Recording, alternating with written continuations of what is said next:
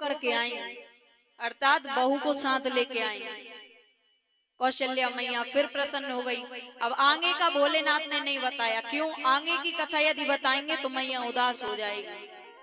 और कहा कि यदि तुम चाहती हो कि तुम्हारा लाला ना रोए तो तुम अपने घर में शिव जी का एक छोटा सा मंदिर बनवाओ, और जब भी तुम्हारे लाला को स्नान कराओ उसका जो जल बचे वो शिव जी के ऊपर चढ़ाओ, तुम्हारा लाला कभी नहीं रोएगा।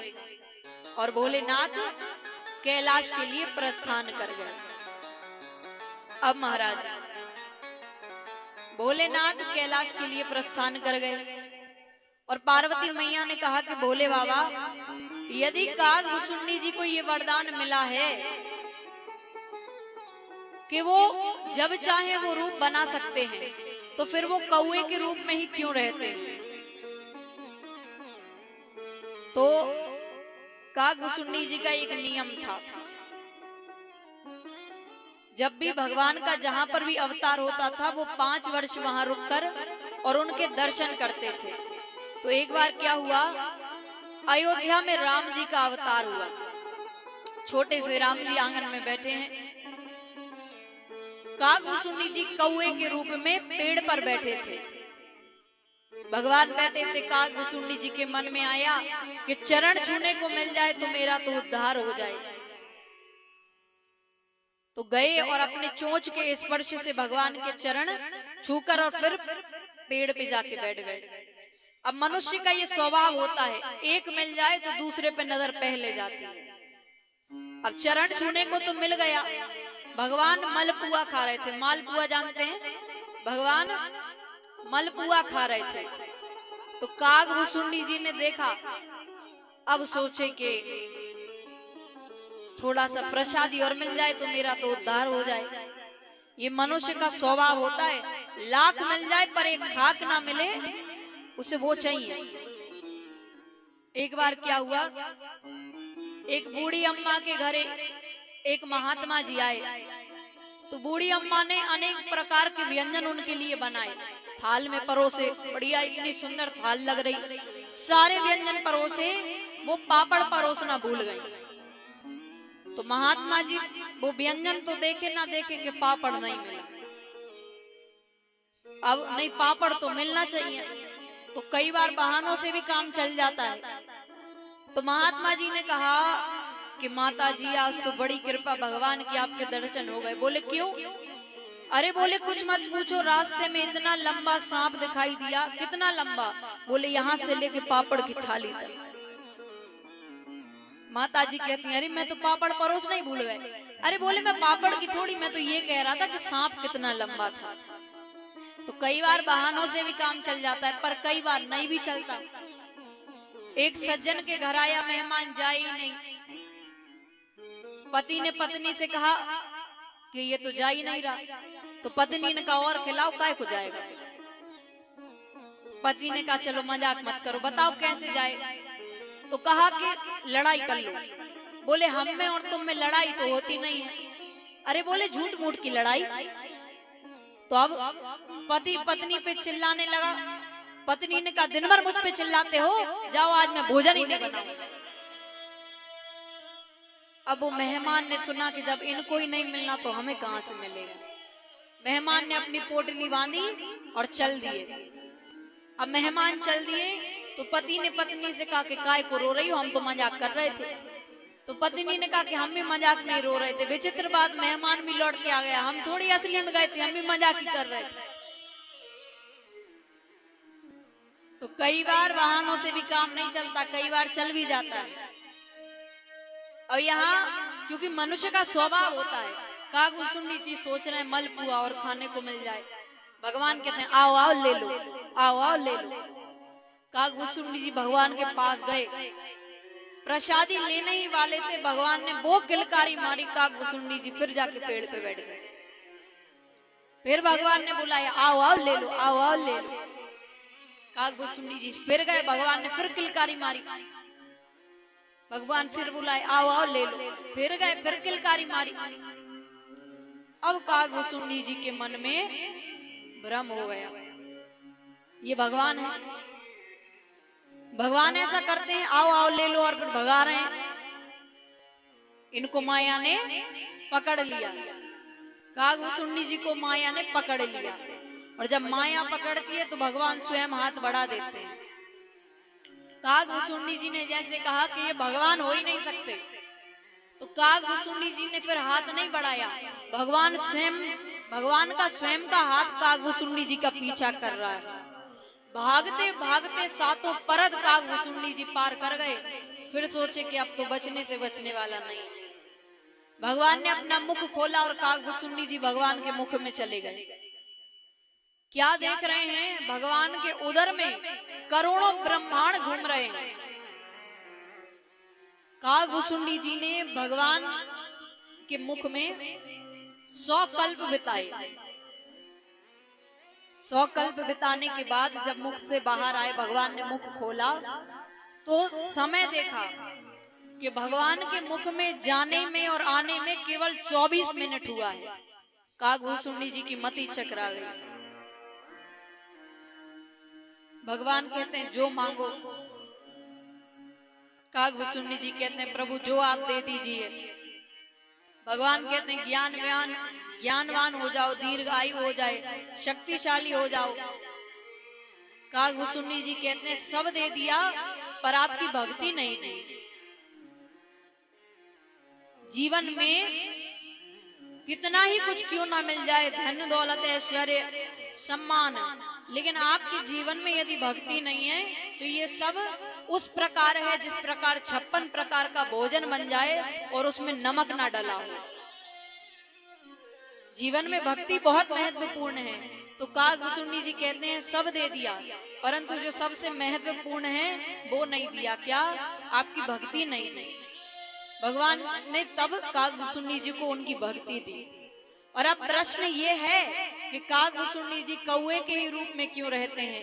तब कागभूषुंडी जी उत्तर दे रहे हैं, एही तन राम भगति ऊर्जा में, एही तन राम भगति ऊर्जा तेहि ते मोहि परम प्रिय स्वामी, तेहि ते मोहि परम प्रिय स्वामी, तेहि ते मोहि परम प्रिय स्वामी। एहि तन राम भगति ऊर्जा में, इस कौए के शरीर ने मुझे भगवान की भक्ति करा दी और इसलिए मुझे ये कौए का शरीर प्रिय है। फिर पार्वती माता ने प्रश्न किया कि भोलेनाथ आप कागभूषुंडी जी को ही लेकर क्यों गए? भोलेनाथ कहते हैं देवी, कहीं भी सत्संग हो, कहीं भी कथा हो या कीर्तन हो तो ऐसे व्यक्ति को साथ लेकर जाओ जिसका मन आपसे मिलता हो। क्यों? उदाहरण आपको दें, आप कथा में आए हो, किसी ऐसे को लेकर आ गए, वो 2 मिनट हुए नहीं, कब चलोगे कब चलोगे, तो ना अपने सुनेगा और ना आपको सुनने देगा। और कई लोगों की आदत होती है, देखिए श्रोता कौन है? आप लोग श्रोता हैं। श्रोता 3 प्रकार के होते हैं। पहला श्रोता जो बड़े प्रेम भाव से कथा सुनते हैं, प्रसादी लेकर ही घर जाते हैं, ये श्रोता है। दूसरे सरौता, सरौता जानते हैं? सुपारी काटने वाला। वो क्या करते हैं? कुतर कुतर सुपारी की तरह, और वो अकेले नहीं आते, फिर 4-5 को साथ में लेके आते हैं। अकेले किससे बात करेंगे? पहले तो वो इधर उधर देखेंगे कि टेंट सही से नहीं लगा, जे नहीं हुआ, जहाँ गद्दे बिछ जाते।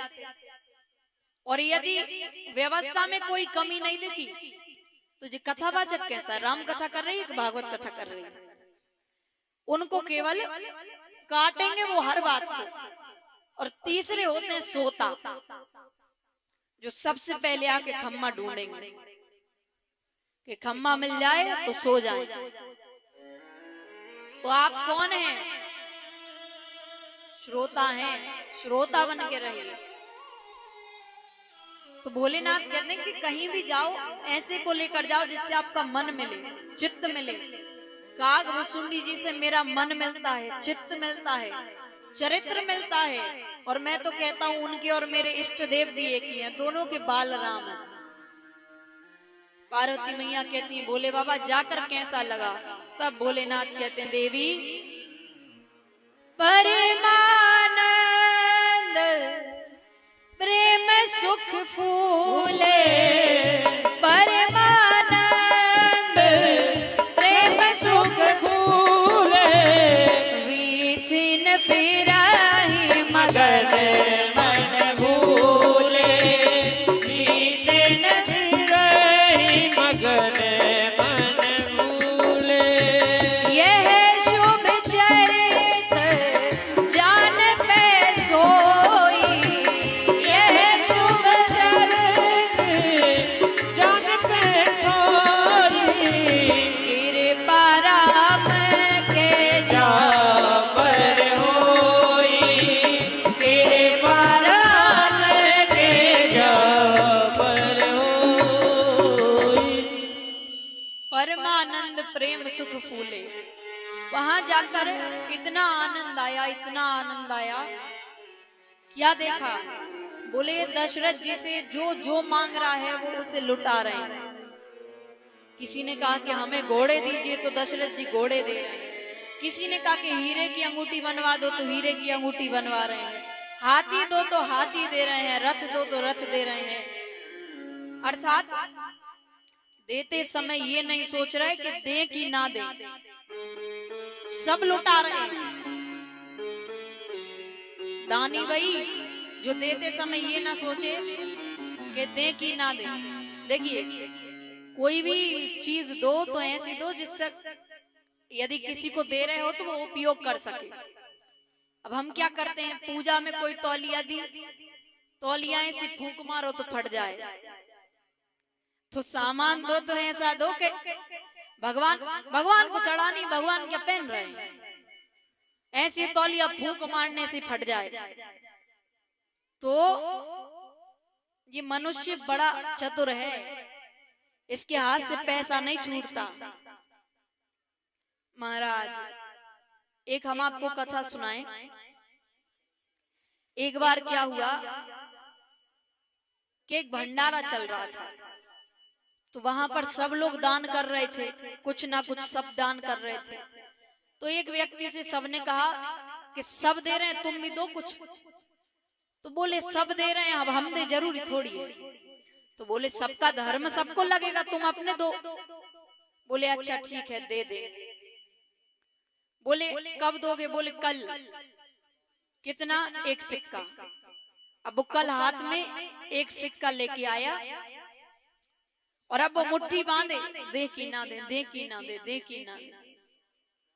अब फिर सोचे कि अब सब दे रहे हैं तो हम दे जरूरी थोड़ी है। फिर उसने मुट्ठी खोली तो हाथ पसीज गया था। हाथ पसीज गया तो उसने उस सिक्के से बोला अरे तुम बहुत रोते हो, हम तुम्हें किसी को नहीं देंगे। यानी पैसा नहीं छूटता। और महाराज एक व्यक्ति इतना कंजूस था, इतना कंजूस कि व्यंग में ही उसका नाम लोगों ने दानचंद रख दिया। कितना कंजूस कि वो कभी कहीं जाए नहीं, क्या सोचे खर्च होगा।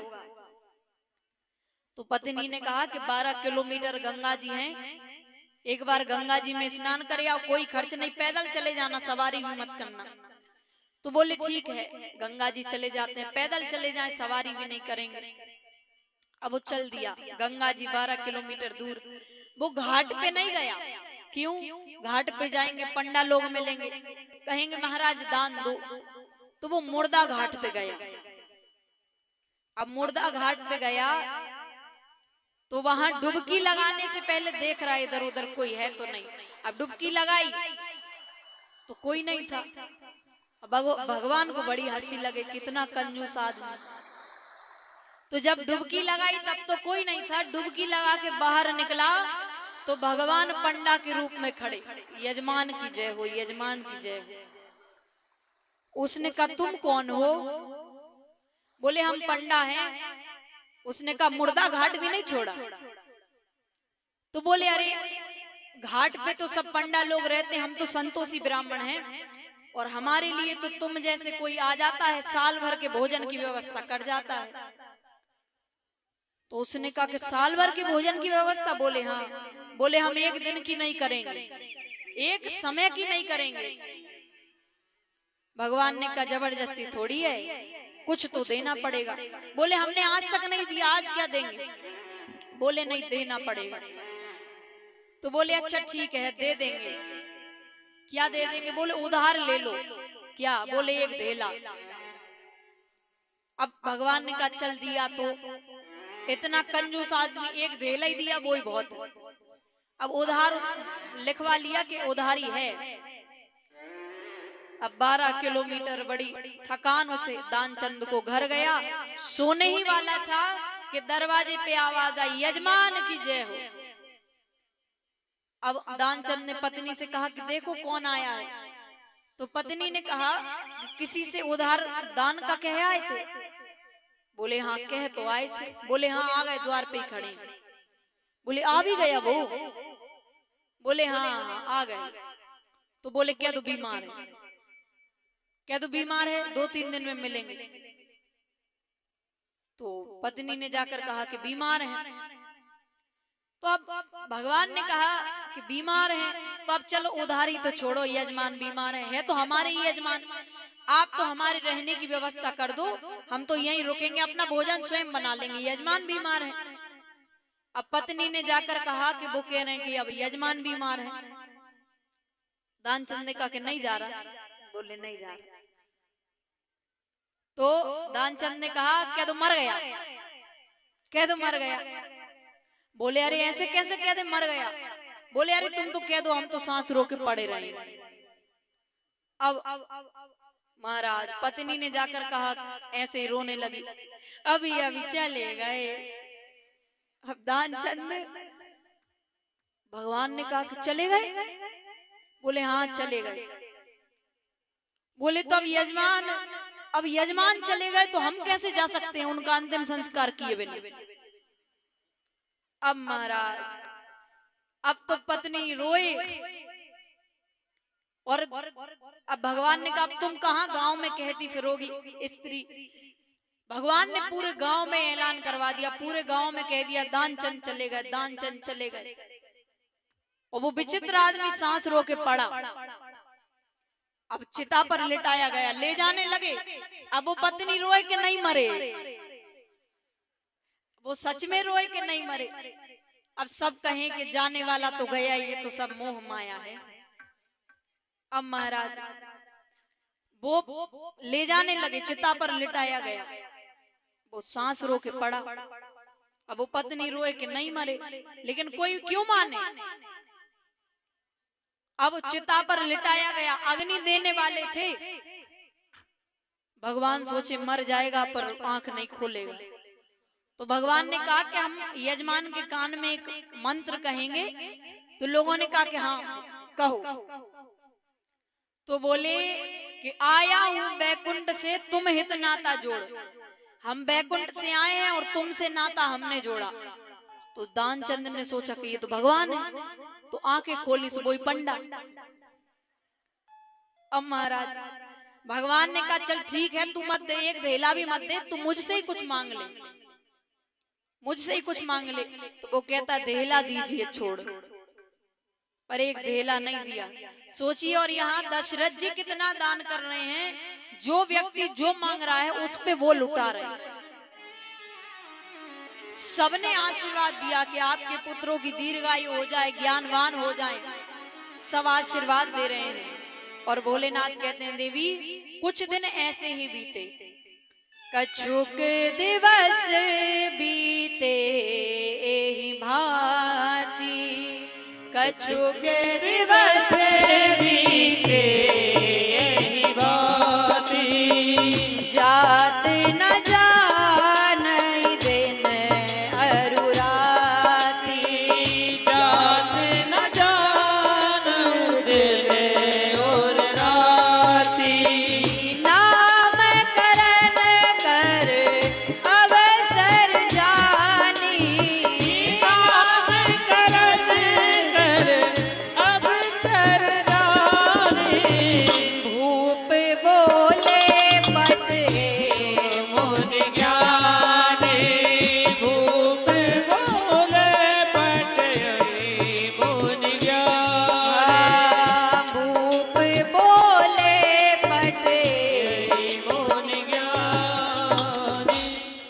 कछुक दिवस बीते एहि भांति, कुछ दिन ऐसे ही बीते और फिर नामकरण कर अवसर जाने, नामकरण संस्कार का समय आया। नामकरण संस्कार का समय आया तो चक्रवर्ती श्री दशरथ जी महाराज ने बड़े ही प्रेम भाव से वशिष्ठ जी को बुलाया नामकरण करने। देखिए कितनी अच्छी शिक्षा मिल रही है कि पुत्रों के नाम रखने के लिए गुरु को बुलाया। और हम बेटा हुआ नहीं के मुनमुन ठुनठुन पुनपुन हर कुछ नाम जिनका कोई मतलब ही नहीं है, हर कुछ मुनमुन हर कुछ, ये कोई नाम है? नाम भी ऐसे रखो जिसका कोई अस्तित्व निकले, जिसका कोई अर्थ निकले। तो वशिष्ठ जी ने, दशरथ जी ने वशिष्ठ जी को बुलाया, आप अपने पुत्रों के नाम ऐसे रखो, नारायण रखो, राम रखो, लव कुछ रखो, ताकि आप जब भी उन पुत्रों का नाम लो कम से कम भगवान का नाम तो आपकी जिह्वा पर आए। तो यहाँ पर नामकरण संस्कार भैया। अब वशिष्ठ जी सोच रहे हैं कि जो सारे संसार का नामकरण करता है उनका नाम रखने का मुझे सौभाग्य प्राप्त हुआ है। तब वशिष्ठ जी कहते हैं कि महाराज इनके नाम अनेक अनूपा, इनके नाम बहुत सारे हैं, पर मैं आपको एक एक नाम बताऊंगा। और सबसे पहले दशरथ जी की गोद में राघव जी बैठे थे।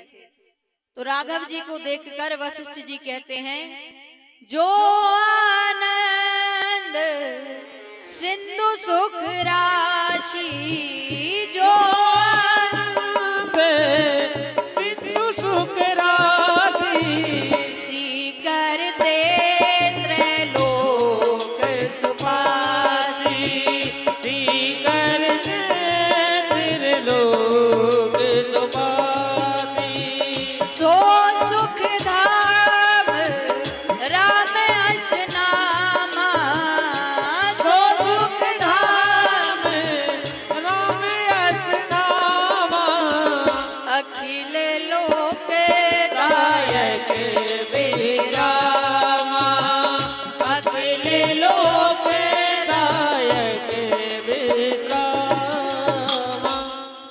जो आनंद सिंधु सुख राशि, जो विश्व को आनंद देंगे। सिंधु सुख राशि, समुद्र में जितना जल होता है क्या कहते हैं उसे? अपार। अपार है, उसकी कोई सीमा नहीं है। इसी प्रकार जिस आनंद की कोई सीमा ना हो वो आपके पुत्र में वो आनंद है। और अखिल लोकदायक विश्रामा, आपके पुत्र का नाम लेने से विश्व को विश्राम मिलेगा। इसलिए कहते हैं श्री राम कहो आराम मिलेगा। राम जी का नाम लेने से जिसे विश्राम मिलेगा सबको विश्राम मिलेगा। ऐसे आपके इस पुत्र का नाम राम होगा। और अब दशरथ जी की गोद में भरत जी बैठे थे। तो भरत जी के लिए गुरुदेव ने कहा, विश्व भरण पोषण कर जोई, विश्व भरण पोषण कर जोई, ताकर नाम भरत अस होई, ताकर नाम भरत अस होई, ताकर नाम भरत अस होई, ताकर नाम भरत अस होई। विश्व भरण पोषण कर जोई, जो विश्व को भर देंगे। भरत अर्थात जो भर देंगे विश्व को, किससे? भोजन से नहीं, धन से नहीं, जो विश्व को राम जी के प्रेम से भर देंगे, ऐसे आपके इस पुत्र का नाम भरत होगा। और अब दशरथ जी की गोद में शत्रुघ्न जी बैठे थे। तो शत्रुघ्न जी के लिए गुरुदेव ने कहा, जाके सुमिरन तेरे पुनाशा, जाके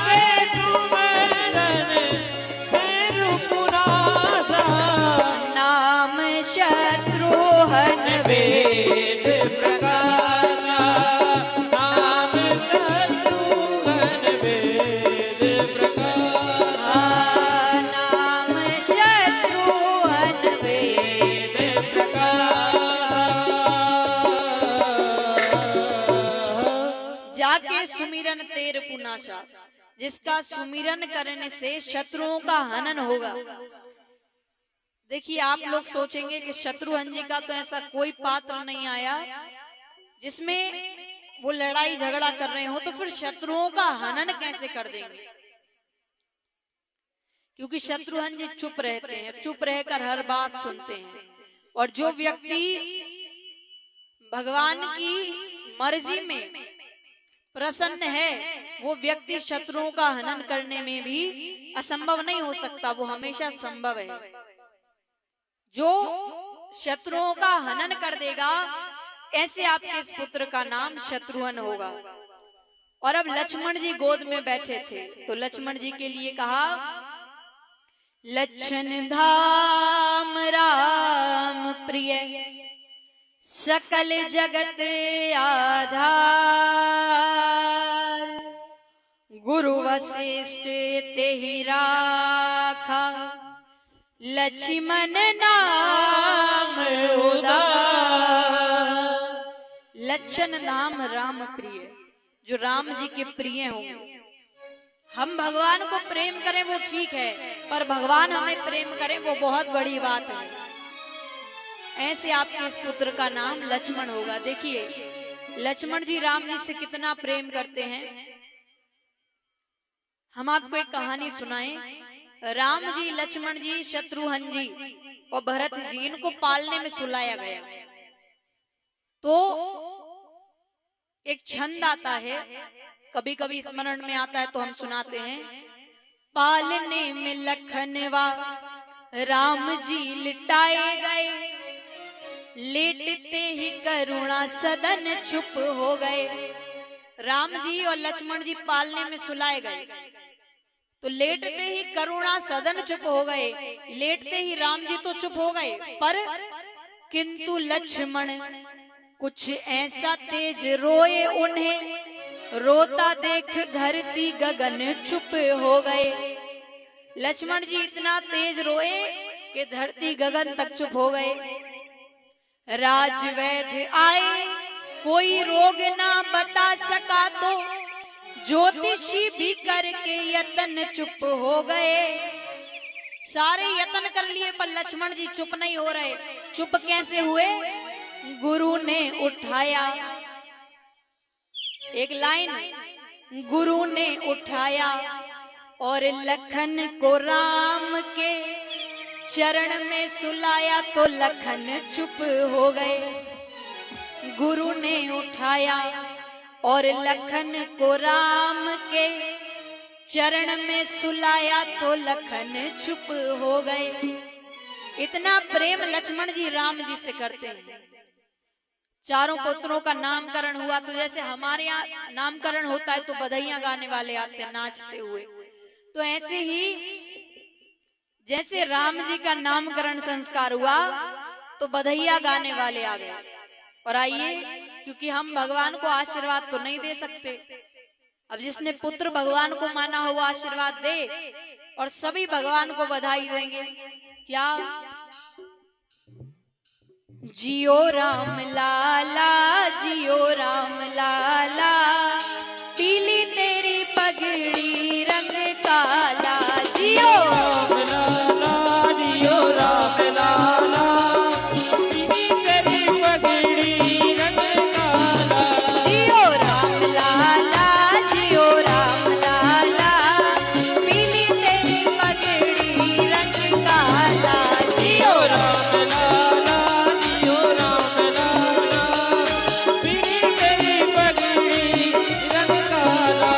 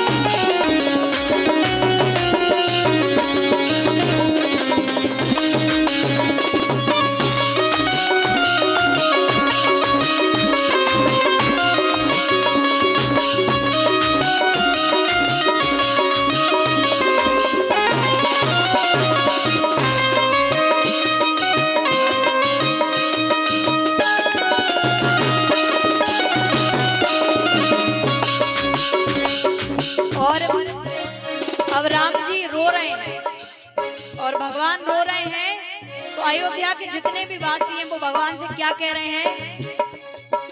मत रो रामा हुआ हुआ, मत रो रामा हुआ हुआ, मत रो रामा हुआ हुआ, मत रो रामा हुआ हुआ, समझावे तेरी कौशल्या मैया, समझावे तेरी कौशल्या मैया, हाँ समझावे तेरी कौशल्या मैया, समझावे तेरी कौशल्या मैया। जियो राम लाला, जियो राम लाला, पीली तेरी पगड़ी रंग काला, जियो राम लाला, जियो राम लाला, पीली तेरी पगड़ी रंग काला।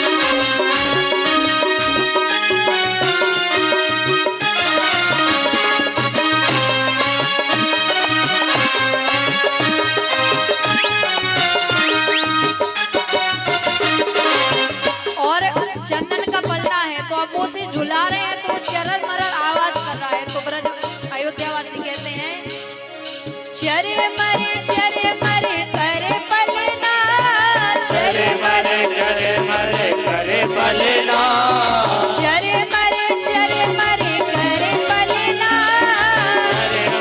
चरे मरे करे पलना।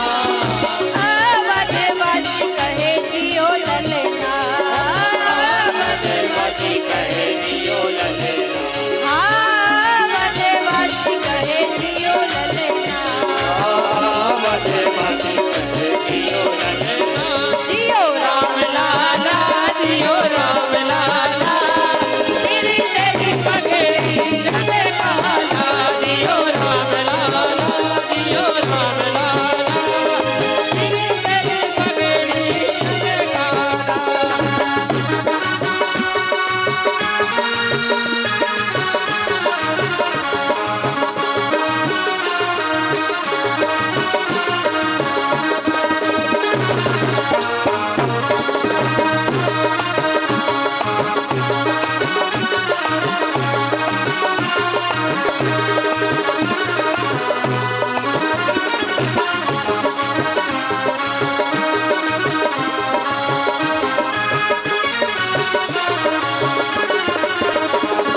मत रो रामा हुआ हुआ, मत रो रामा हुआ हुआ, मत रो रामा हुआ हुआ, तेरो रामा हुआ हुआ, समझावे तेरी कौशल्या मैया, समझावे तेरी कौशल्या मैया, समझावे तेरी कौशल्या मैया।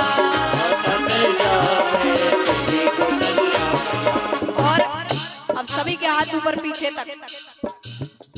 अभी आखिरी की लाइन आप सभी को गानी है। सभी के हाथ ऊपर और तालियों की रिदम पे आवाज आनी चाहिए। सभी के हाथ ऊपर पीछे तक। भोजन करके तो आए होंगे सब, तो आवाज